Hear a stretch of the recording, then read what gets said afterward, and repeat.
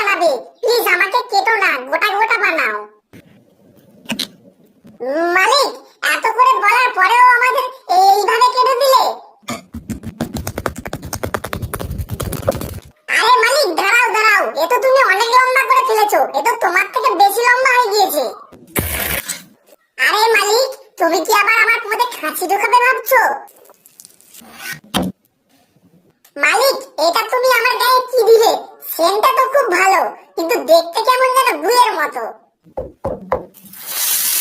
আরে মালিক, খুব জ্বালা করছে, তাড়াতাড়ি তুলে নাও। আরে বাহ, আমি তো বুঝতে পারিনি মালিক তো আমাকে দিয়ে দারুণ একটা জিনিস বানিয়েছে।